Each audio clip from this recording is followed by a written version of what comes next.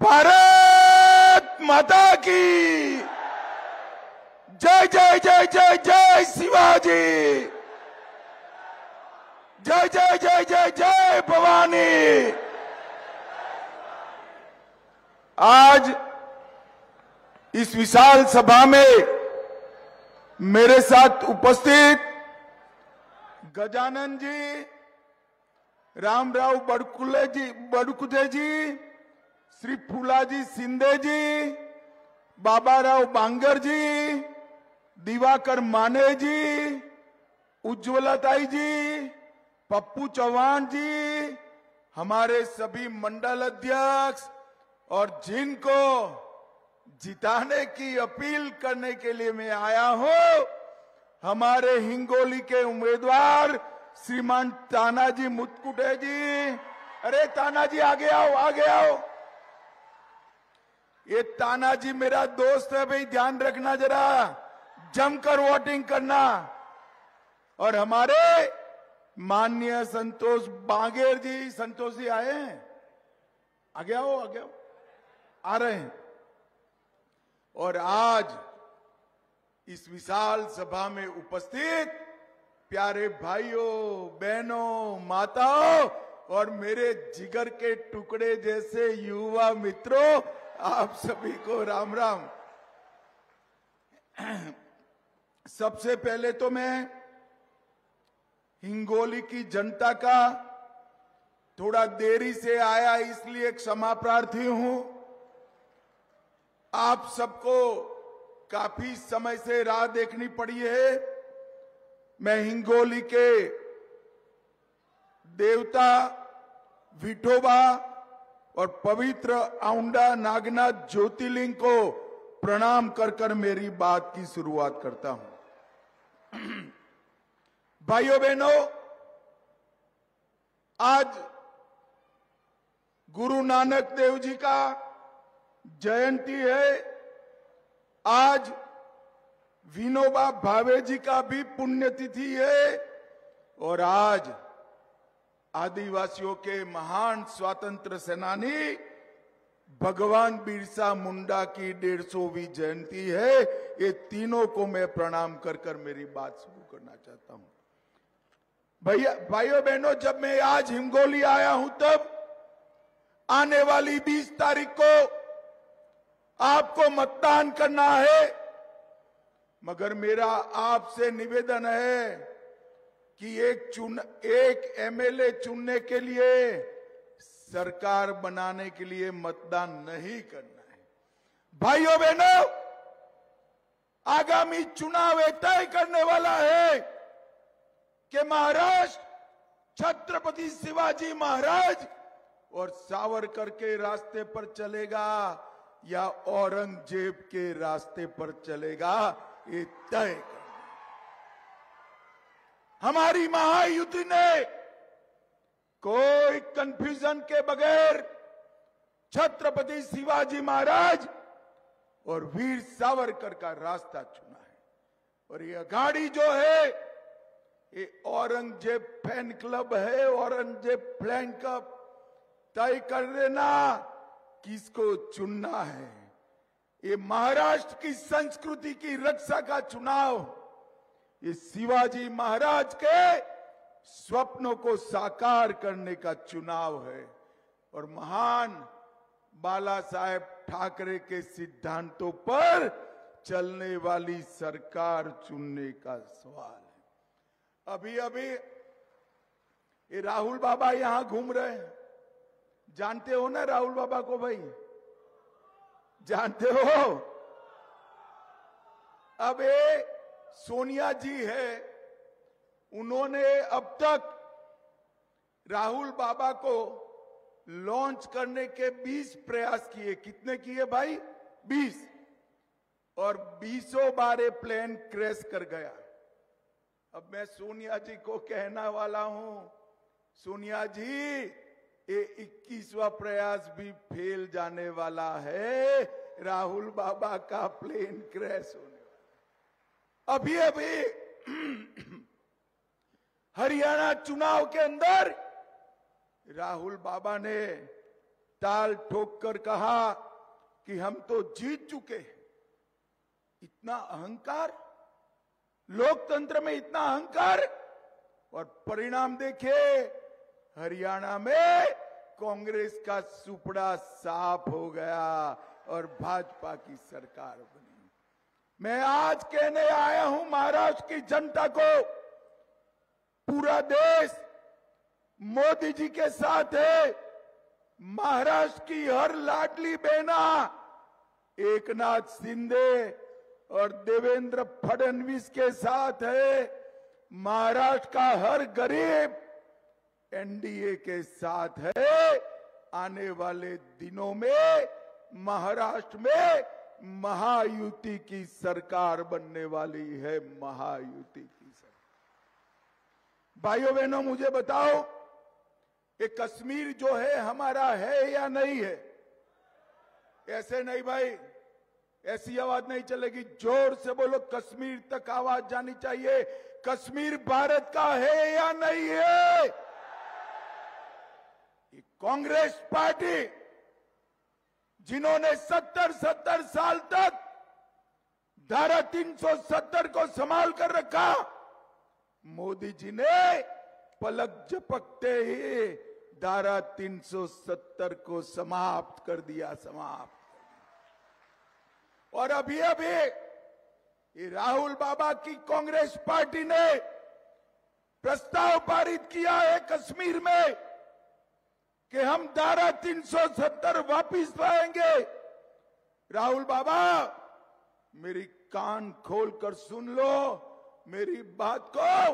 ये हिंगोली की पवित्र भूमि पर मैं कहकर जाता हूं, आप तो क्या, आपकी चौथी पीढ़ी भी आएगी, धारा 370 वापिस नहीं। भाइयों बहनों, 10-10 साल तक सोनिया, मनमोहन, शरद पवार की सरकार थी।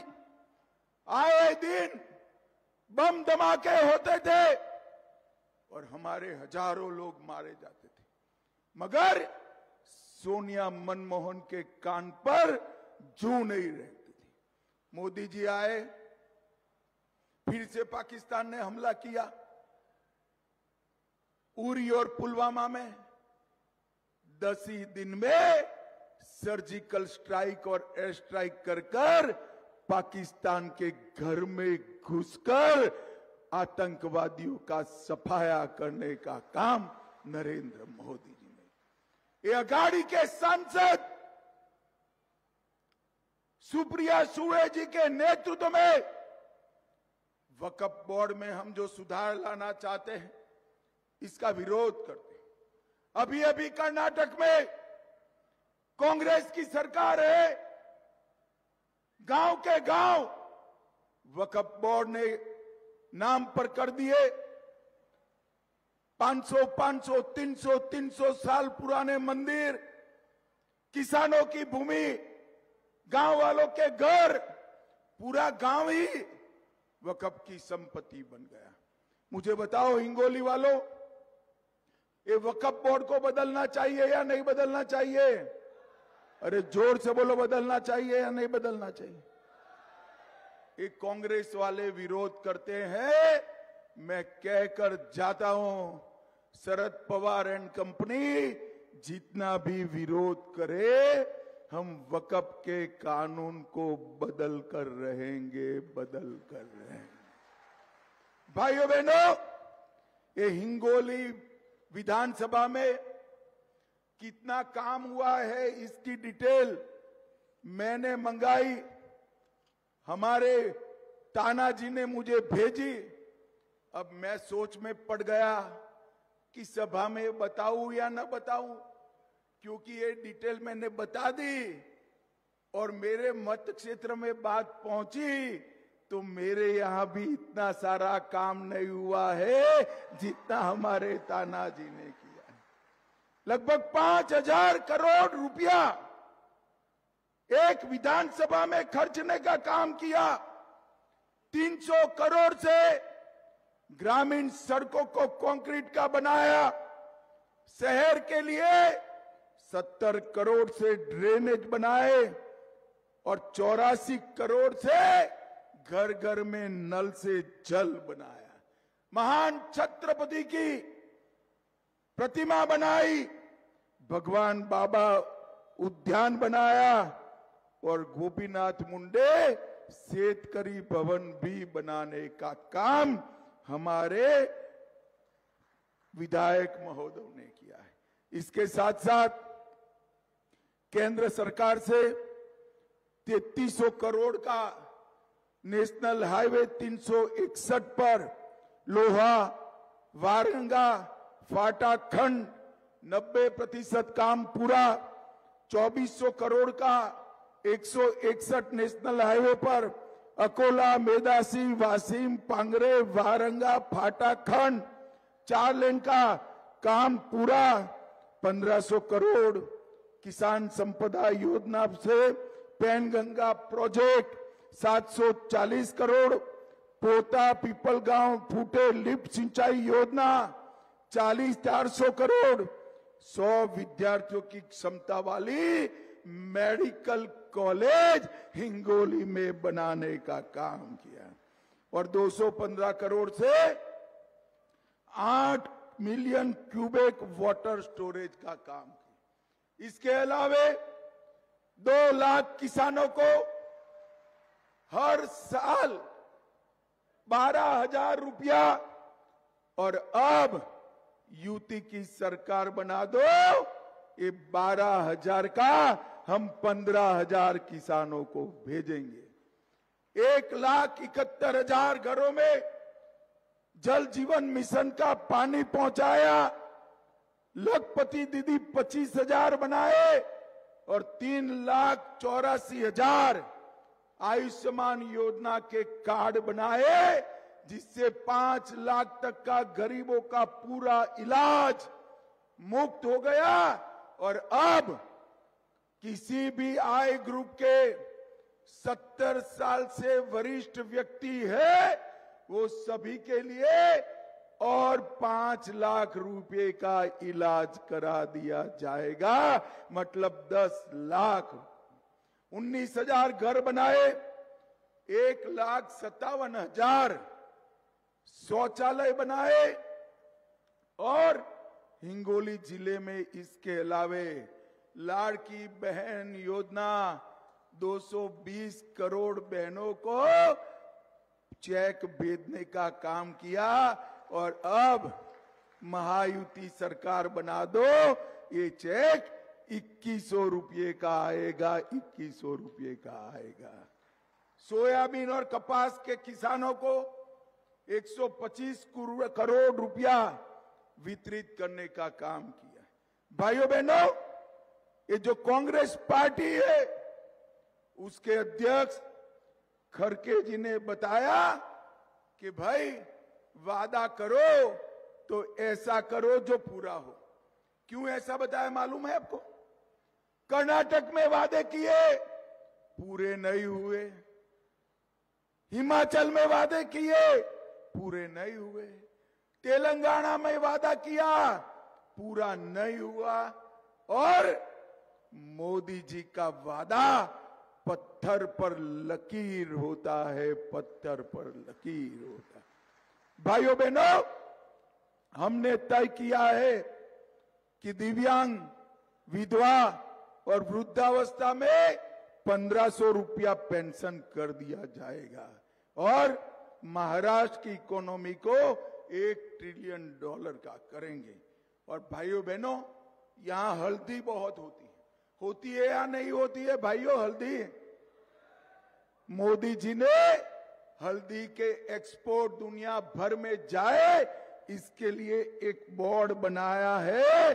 और महायुति सरकार ने बसमत में 500 करोड़ का बाला साहेब ठाकरे हरिद्रा प्रशिक्षण और संशोधन केंद्र बनाकर हल्दी के औषधीय गुणों पर चर्चा करना तय किया है। भाइयों बहनों, एकनाथ शिंदे और देवेंद्र फडणवीस की ये सरकार गरीबों को समर्पित सरकार है। गरीबों को घर, शौचालय, पीने का पानी, 5 किलो अनाज और इसके साथ साथ गैस का सिलेंडर और अब 5 लाख तक का इलाज भी मुफ्त, ये सारी व्यवस्था करी है। भाइयों बहनों, मैं यहां आया हूं तब आपको पूछना चाहता हूं, राम मंदिर बनना चाहिए था या नहीं बनना चाहिए? ऐसे नहीं, माताएं बहनें भी बोले भाई मंदिर का सवाल है, राम मंदिर बनना चाहिए था या नहीं बनना चाहिए था? 70 साल तक एक कांग्रेस पार्टी राम मंदिर को अटकाती रही, लटकाती रही, भटकाती रही। मोदी जी ने 5 ही साल में केस भी जीता, भूमि पूजन भी किया, निर्माण भी किया और जय श्री राम कर कर इसका प्राण प्रतिष्ठा भी कर।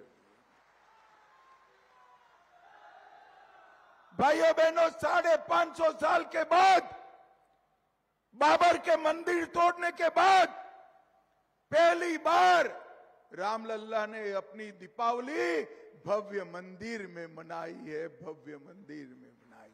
और सिर्फ राम मंदिर नहीं, औरंगजेब ने काशी विश्वनाथ का कॉरिडोर तोड़ा था, मोदी जी ने काशी विश्वनाथ कॉरिडोर नया बनाने का काम किया। और हिंगोली वालों, गुजरात आना पड़ेगा आपको, क्योंकि हमारा सोमनाथ का मंदिर भी सोने का बनने की शुरुआत हो गई है, सोने का बनने। भाइयों बहनों, मैं आज उद्धव ठाकरे जी को पूछना आया हूं, ये उद्धव सेना के लोग औरंगजेब फैन क्लब की गोदी में बैठे हैं। उद्धव बाबू, आप हिंदुत्व को पाखंड कहने वालों के साथ बैठे हो, अफजल खान और औरंगजेब की कब्रों को सुशोभित करने वालों के साथ बैठे हो, संभाजीनगर नाम का विरोध करने वालों के साथ बैठे हो, कसाब को बिरयानी खिलाने वाले के साथ बैठे हो और राम मंदिर का विरोध करने वालों के साथ बैठे हो। जरा याद करना, आपके पिताजी ने इस महाराष्ट्र को किस रास्ते पर ले गए थे और आप किस रास्ते पर चल रहे हो। और भाइयों बहनों, ये गाड़ी झूठे लोगों की फौज। मैं आज हिंगोली से राहुल बाबा को स्पष्टता से कहना चाहता हूं, अभी अभी तो शरद पवार जी ने आपको समझाकर चुप कर दिया है कि अभी मत बोलो, नुकसान होता है। मगर राहुल बाबा, अगर आप साच अर्थ में सच बोलते हो तो 2 वाक्य वीर सावरकर के लिए अच्छा बोलकर बताओ। वीर सावरकर के लिए, अरे वीर सावरकर के लिए तो आप नहीं बोलोगे, मुझे मालूम है, मगर आपके साथी है उद्धव ठाकरे, उनके पिताजी महान बाला साहब ठाकरे, जिनका पूरा जीवन हिंदुत्व की सेवा में गया, बाला साहब का भी 2 मिनट वखान कर कर दिखा दो राहुल बाबा, 2 मिनट दिखा दो। उद्धव जी, हिम्मत है तो वीर सावरकर और महान बाला साहब ठाकरे के लिए राहुल बाबा से 2 शब्द बुलवा दो, अच्छे बुलवा दो, ये नहीं बोलेंगे। भाइयों बहनों, इनके दिखाने के और चबाने के दांत अलग अलग हैं। एक तरफ वो अजानों की अजान लगाने की प्रतियोगिता स्पर्धा कराते और दूसरी ओर हनुमान चालीसा बोलने वाले को जेल में डालते हैं। आपको तय करना है हिंगोली वालों, युति के साथ रहना है या अघाड़ी के साथ रहना है। भाइयों बहनों, हमारी महायुति की सरकार ने औरंगाबाद का नाम बदलकर संभाजीनगर किया, उस्मानाबाद का नाम बदलकर धाराशिव किया और अहमदनगर का नाम बदलकर अहिल्यानगर करने का काम सेना भाजपा सरकार ने किया। वर्सोवा बांद्रा सी लिंक, उसका नाम वीर सावरकर के नाम पर रखा और उत्तर महाराष्ट्र यूनिवर्सिटी का नाम बदलकर वहीणाबाई चौधरी यूनिवर्सिटी रखने का काम हमारी युवती ने किया। राहुल बाबा, कभी कांग्रेस पार्टी ने जवाहरलाल नेहरू, इंदिरा गांधी और राजीव गांधी के अलावे किसी का नाम दिया है क्या? कभी नहीं दिया। भाइयों बहनों, इन्होंने तो बाबा साहेब आंबेडकर का जीवन भर अपमान करने का काम किया। बाबा साहब को भारत रत्न तभी मिला, बाबा साहब आंबेडकर जी को जब कांग्रेस की सरकार चली गई तब मिला। तब तक बाबा साहेब आंबेडकर को भारत रत्न नहीं मिला। भाइयों बहनों, आज मैं यहां आपको कहने आया हूं कि हमारी हिंगोली विधानसभा के अंदर अमृत भारत रेलवे स्टेशन हिंगोली का करोड़ों रुपए के खर्च से नया बन रहा है। सरकारी मेडिकल कॉलेज की बात मैंने करी थी।